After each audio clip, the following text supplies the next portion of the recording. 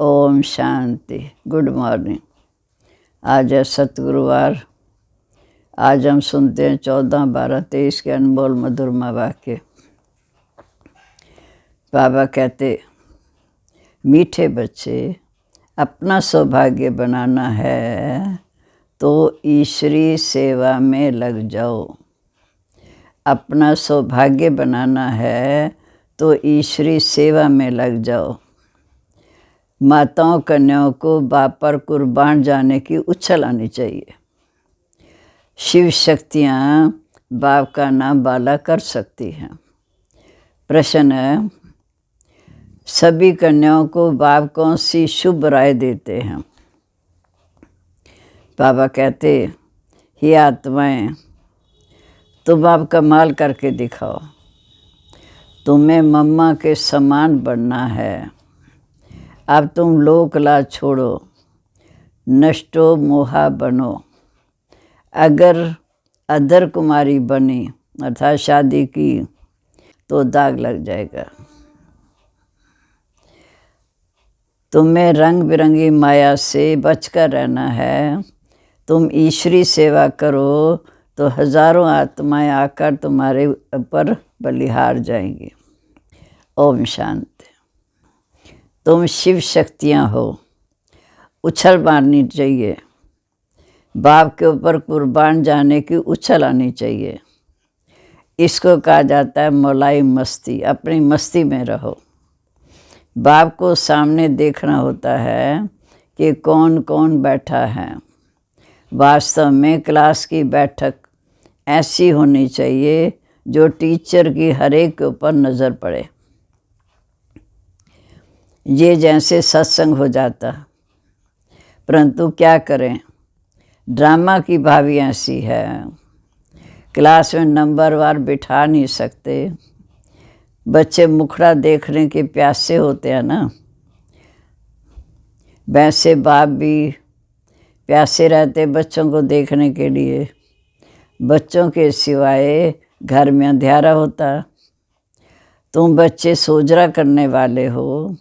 भारत में तो क्या, सारी दुनिया में सोजरा करने वाले हो। गीत है, माता ओ माता तू है सबकी भाग्य विधाता। ओम शांति। ये गीत भी तुम्हारे शास्त्र है। सर्वशास्त्र में शिरोमणि श्रीमद् भगवत गीता है और सभी शास्त्र महाभारत, रामायण, शिव पुराण, वेद, उपनिषद आदि इनसे ही निकले हैं। वंडर है ना। मनुष्य कहते हैं ये नाटक के रिगार्ड बजाते हैं। शास्त्र तो कोई इनके पास है नहीं। हम कहते इन रिकॉर्ड से जो अर्थ निकलता है उनसे सवेद शास्त्र आदि का सार निकल जाता है। गीत बजा, ये है मम्मा की महिमा। माता माता तू है सबकी भाग्य विधाता। माताएं तो ढेर हैं, परंतु मुख्य है जगत अम्बा। यही जगत अम्बा स्वर्ग का द्वार खोलती है। फिर पहले वो खुद ही जगत की मालिक बनती है अर्थात श्री लक्ष्मी बनती है। तो जरूर माँ के साथ तुम बच्चे भी हो। उनका ही गायन है, तो मात पिता हम बालक तेरे, तुमरी कृपा सुख घनेरे। शिव बाबा को ही माता पिता कहा जाता है। भारत में जगदम्बा भी है, जगत पिता भी है, परंतु ब्रह्मा का इतना नाम व मंदिर आदि नहीं है। सिर्फ अजमेर में ब्रह्मा का मंदिर है जो नामी ग्रामी है। वहाँ ब्राह्मण भी रहते हैं। ब्राह्मण भी दो प्रकार के हैं, सार सिद्ध और पुष्करणी। पुष्कर में रहने वाले को पुष्करणी कहा जाता, परंतु उन ब्राह्मणों को ये थोड़ी पता है। कहेंगे हम ब्रह्मा मुख वंशावली हैं। जगदम्बा का नाम तो बहुत बाला है, ब्रह्मा का इतना नहीं है। किसको धन बहुत मिलता है तो समझते हैं साधु संतों की कृपा से मिला। ईश्वर की कृपा नहीं समझते। बाप कहते मेरे सिवाय और कोई कृपा कर नहीं सकता। हम तो सन्यासियों की भी महिमा करते हैं। अगर ये सन्यासी पवित्र ना होते तो भारत एकदम गिरती कला में आ जाता। परंतु सद्गति दाता एक बाप है। मनुष्य की सद्गति कर नहीं सकते। तो बाबा ने समझाया कि तुम सब सीताएं हो, इस समय शोक वाटिका में हो। दुख तो हर एक को होता है। बीमारी आदि आती है तो क्या दुख नहीं होता? बीमार पड़ेंगे तो ज़रूर ख्याल चलेगा ना कि कब अच्छे होंगे। ऐसे तो नहीं कि बीमार पड़े रहें। पुरुषार्थ करते हैं कि जल्दी अच्छे हो जाएं। नहीं तो दवाई आदि क्यों करते? अच्छा होने का पुरुषार्थ करते हैं तभी दवाई करते हैं। अब आप कहते मैं तुम बच्चों को इन दुखों बीमारियों आदि से छुड़ाकर इजाफा देता हूँ, अर्थात इनाम देता हूँ। वो इनाम है सज्जों की बादशाही। माया रावण ने तुम्हें बहुत दुखी किया है। मुझे तो कहते हैं सृष्टि का रचता। सब कहते हैं भगवान ने दुख देने के लिए सृष्टि रची है क्या? स्वर्ग में तो ऐसे थोड़ी कहेंगे, वहाँ तो दुख है ही नहीं। जहाँ दुख है तब मनुष्य कहते हैं कि भगवान को क्या पड़ी थी कि दुख के सृष्टि की रचना की, और कोई काम नहीं था क्या? परंतु बाप कहते ये दुख सुख हार जीत का खेल बना हुआ है। ये दुख सुख हार जीत का खेल बना हुआ है। ये भारत वाली खेल है। भारत की रावण से हार और रावण से जीत। रावण पर जीत पहनते हैं तो राम के बनते हैं। राम कहा जाता है शिव बाबा को। राम का भी शिव का भी नाम लेना पड़ता है समझाने के लिए। शिव बाबा बच्चों का मालिक अथवा नाथ है। अब तुमको स्वर्ग का मालिक बनाते हैं। बाप का वर्षा ही है स्वर्ग की प्राप्ति। फिर उनसे है पद। जितना पुरुषार्थ करेंगे उतना पद पाएंगे। स्वर्ग में तो देवताएं रहते। अच्छा, स्वर्ग बनाने वाले की महिमा सुनो। भारत की सौभाग्य विधाता ये जगत अम्बा है। उनको कोई जानता ही नहीं। अम्बा जी पर बहुत मनुष्य जाते होंगे। बाबा भी बहुत बार गया है।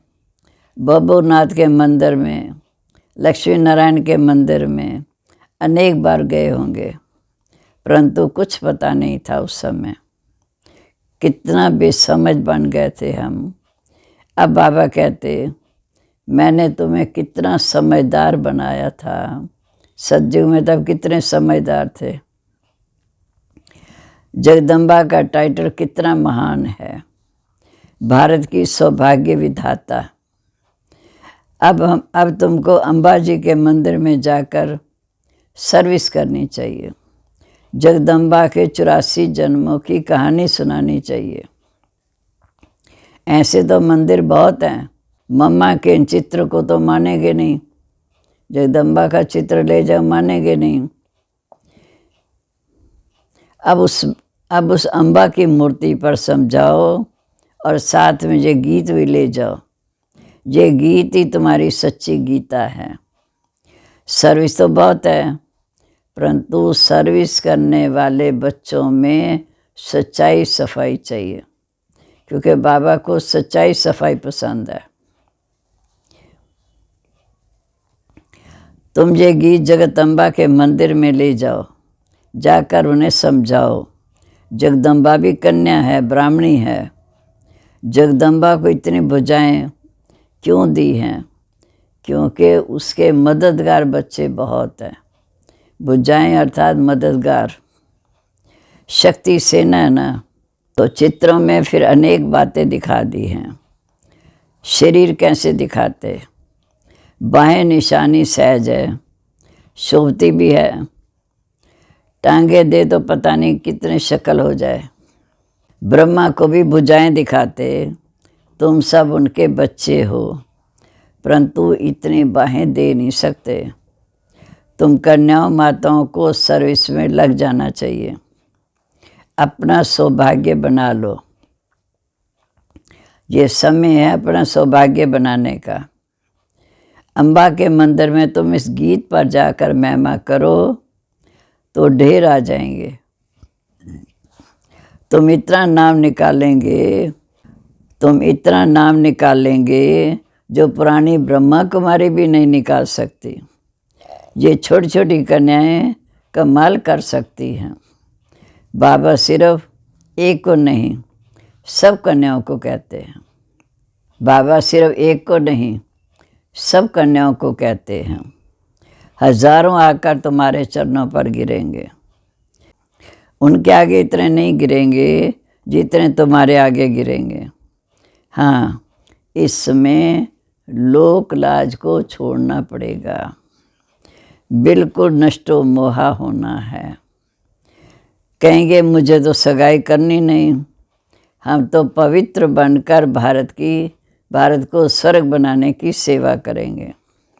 अगर अधर कुमारी बनी फिर दाग लग जाएगा, अर्थात शादी की तो दाग लग जाएगा। कुमारी की सगाई की तो दाग लगना शुरू हो जाता है, क्योंकि बुद्धि फिर उसमें लटक जाती है, रंग बिरंगी माया लग जाती है। इस जन्म में मनुष्य क्या से क्या हो सकता है।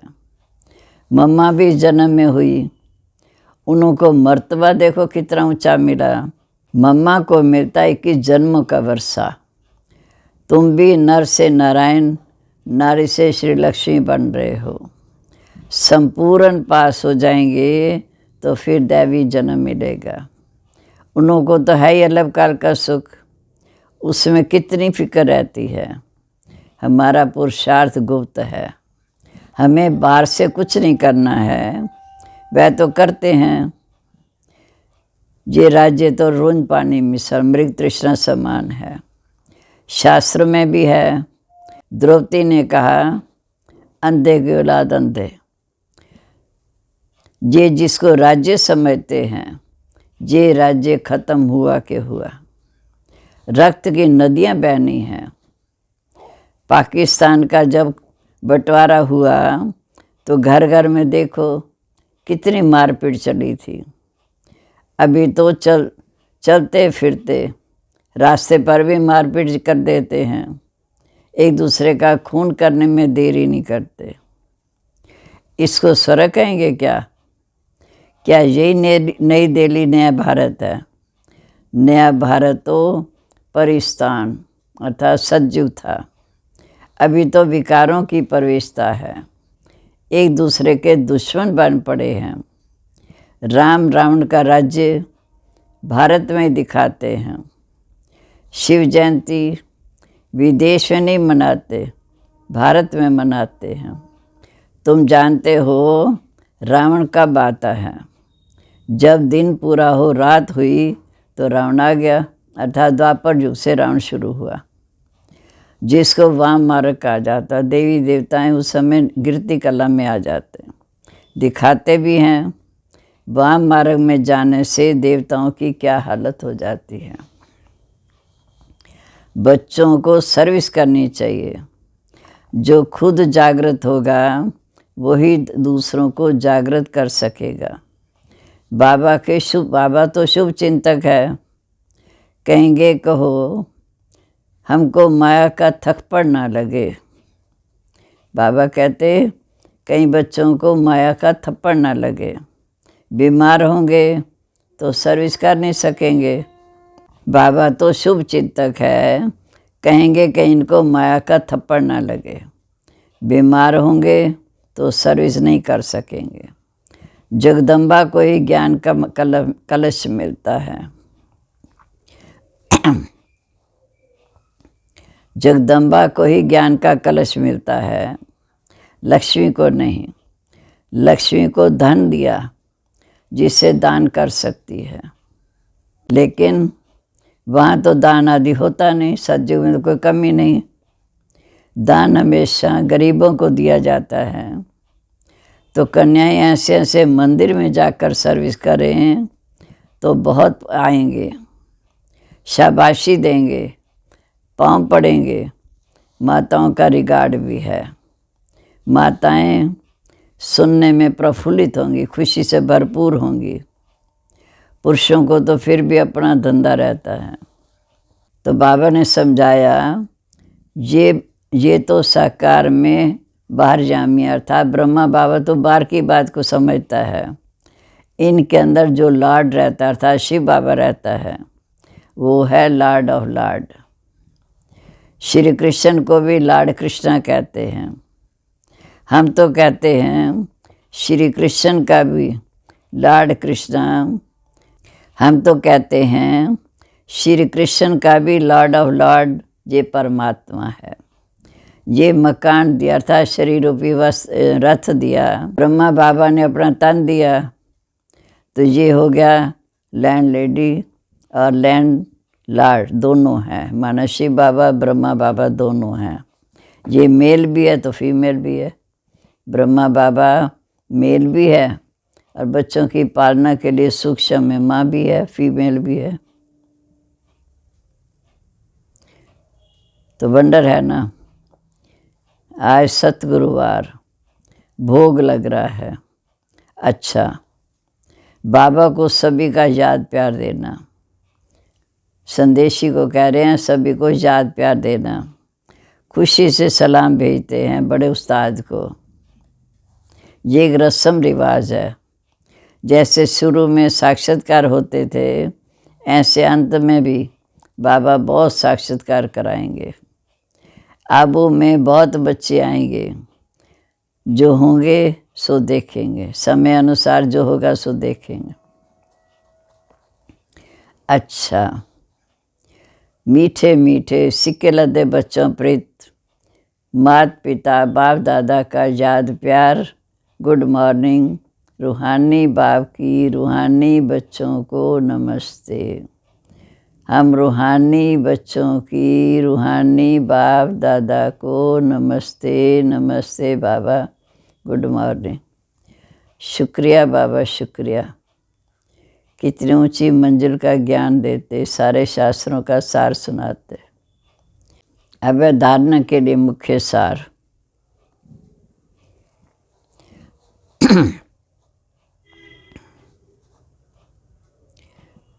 इस दुनिया में अपना बारी शो नहीं करना है। संपूर्ण पास होने के लिए गुप्त पुरुषार्थ करते रहना है। दूसरा, इस रंग बिरंगी दुनिया में फंसना नहीं है। नष्टो मोहाबन, बाप का नाम बाला करने की सेवा करनी है, सबका सौभाग्य बनाना है। अब वरदान। प्यारे बाबा का वरदानी हाथ सिर पर रखते हुए महसूस करें। दिलाराम बाप की याद द्वारा तीनों कालों को अच्छा बनाने वाले इच्छा मुक्त भाव। दिलाराम बाप की याद द्वारा तीनों कालों को अच्छा बनाने वाले इच्छा मुक्त भाव। जिन बच्चों के दिल में एक दिलाराम बाप की याद है, वह सदा बाबा के गीत गाते हैं। उनके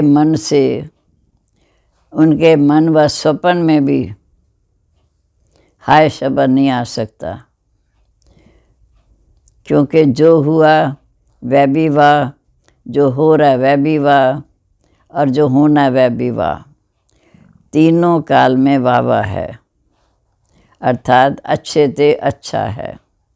जहाँ सब अच्छा है वहाँ कोई इच्छा उत्पन्न हो नहीं सकती, क्योंकि अच्छा तब कहेंगे जब सब प्राप्तियाँ हैं। प्राप्ति संपन्न बनना है। प्राप्ति संपन्न बनना ही इच्छा मुक्त बनना है। अब है स्लोगन।